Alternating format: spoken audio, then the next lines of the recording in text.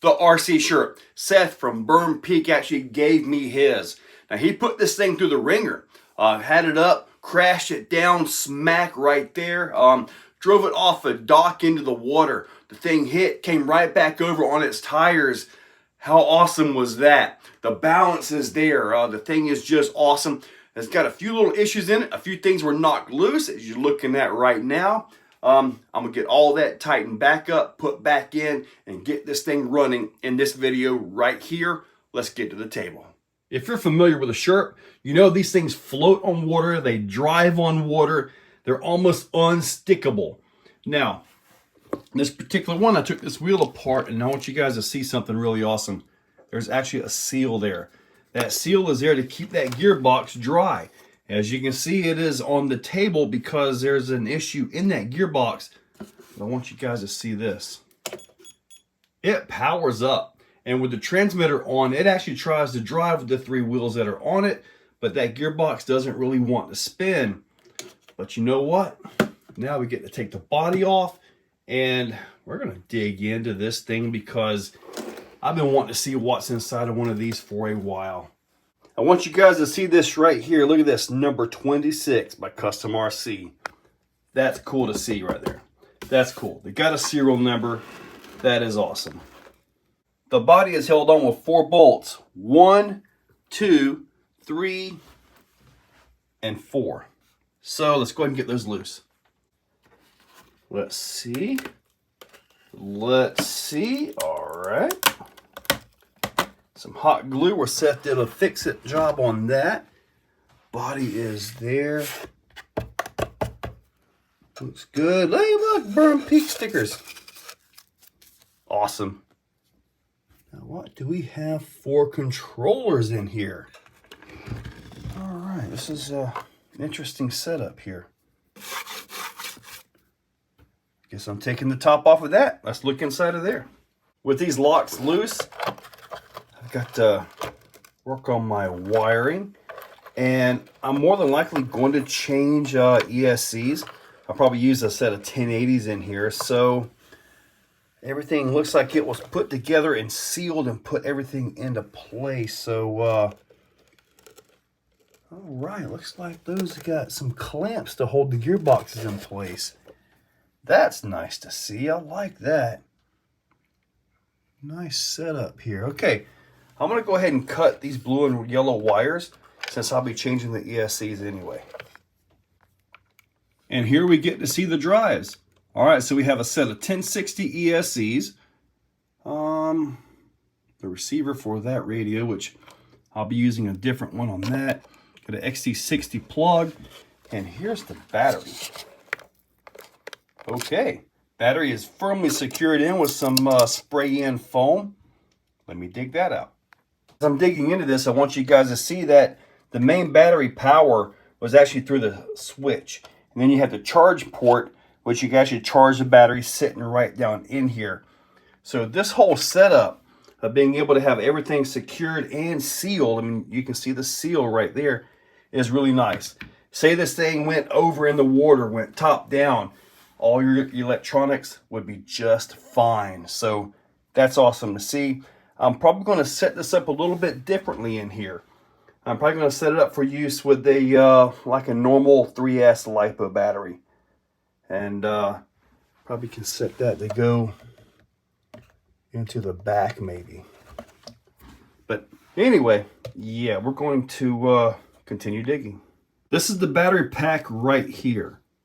And I'm pretty sure this has the 1860 style cells on it. So I'm going to go ahead and take some of the shrink wrap off and take a look at those as well. This is interesting.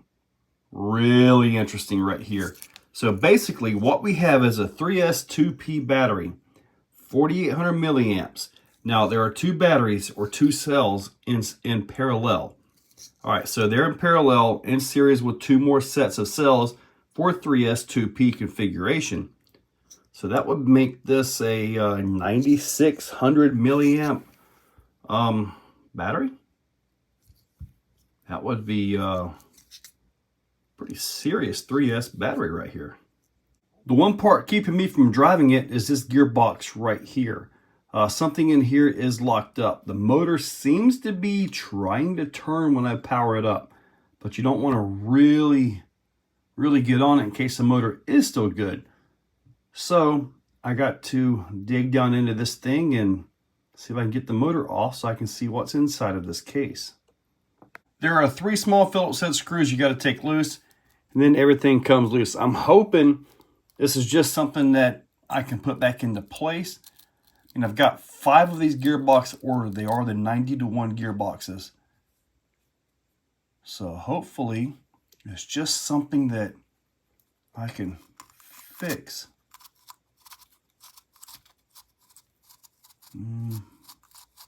Motor's not too bad. Let's see if this right here will turn.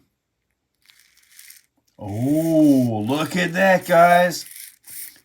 Maybe it was the motor. Maybe it just had some crud up into it.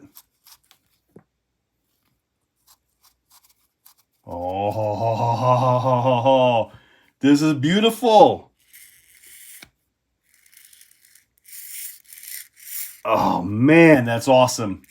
That means we are in business, guys. Okay, now we get to take the motor apart. Gotta see how that pinion gear is actually mounted. It looks like it's probably heated and pressed. So I can at least get the end bell off, get in there, clean that up. Oh man, this is awesome news. We may get to see this thing sling some tires soon. Oh, that's awesome. Okay, the motor is definitely a little bit dirty in there. I'm gonna go give it a air wash. But I did connect it to the battery just to one of the cells right here, and it did run. So yeah, I'm gonna give this thing a little bit of an air job. Let's see. Awesome. Wow, 3S is slow. I'm going to well, maybe later on. This is going to get an upgrade on motors. I want some speed out of this thing. But you know what? All the gearboxes now work. So, oh man, I thought I was going to have more time to order in some 1080s, but looks like I'm going to go ahead and put these to use right here. I mean, heck, might as well, right? I've got the motor back in. I got to solder these wires back up. I'm going to go ahead and reuse these ESCs. I didn't see any 1080s in my bin, and I know these ESCs are great on 3S. What I'm going to do, in addition to changing the radios, this battery in the bottom is a balance thing. You got to have this weight down there. So I'm probably going to weigh the battery and add some weight down in the box. Just kind of glue it down in there, because I want to keep the balance, but I want to be able to swap batteries as needed. So I want to have that option, and I'm going to wire it to where this switch does exactly what it is supposed to do and completely electrically disables the battery. Takes it completely loose from the circuitry, so it is on off, and I'm going to try to keep the lights and all that. So with all that said, I got to start doing some soldering. After a whole bunch of soldering, this is what I've created. Now, everything is modular. I can unplug this side of the motors, get to that ESC, this side to get to these. I can unplug all of this. I can bypass the on-off switch if I need to, as I'm using basically 4mm motor bullets, and I've oriented them to where I could bypass that. This will be my power in right here. Now, so everything should work. It should come right on with the switch, just like it was from the factory, or that guy in Russia, which I can tell you guys right now, this is an impressive build. Am I going to do some modifications? Yeah, I'm probably going to do some 35 turn motors and some 1080 ESCs. If you go to a faster motor on this, you got to remember it's just a 1060 running 2 motors. So you kind of got to be mindful of that as far as amperage and all that, especially when you start loading this thing. But I don't know yet if I'm going to go that way. However, everything should be where I can power it up and see if everything comes on. Let's find out. I've got the Hack GT3C on it, and it is set up for tank controls. That's basically all this is. So steer it and all that. But okay, the moment of truth. Ooh, let's see here.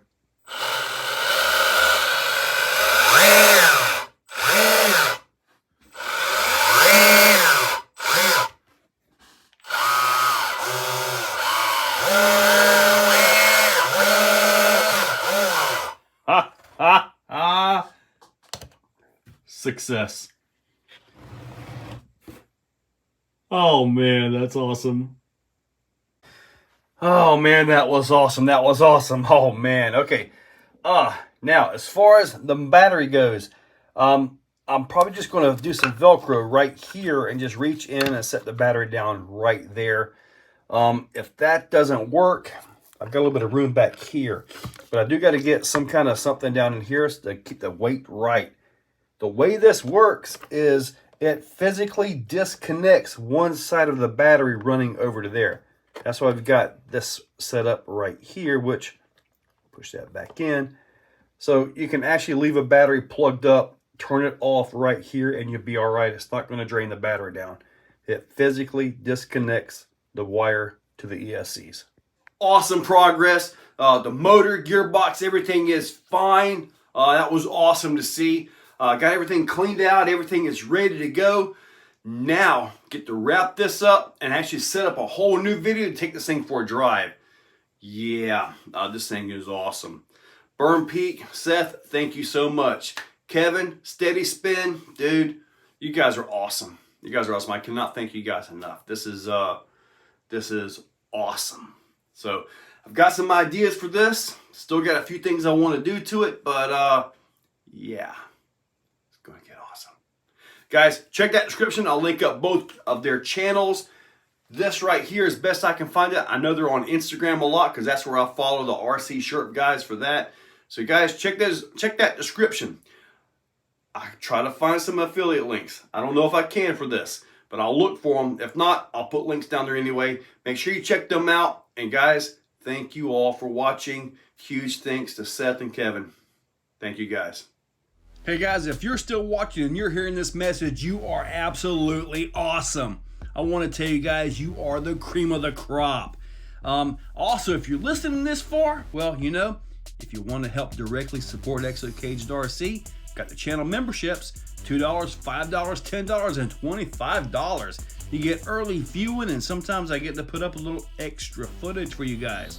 So guys, check that description, and thank you so much.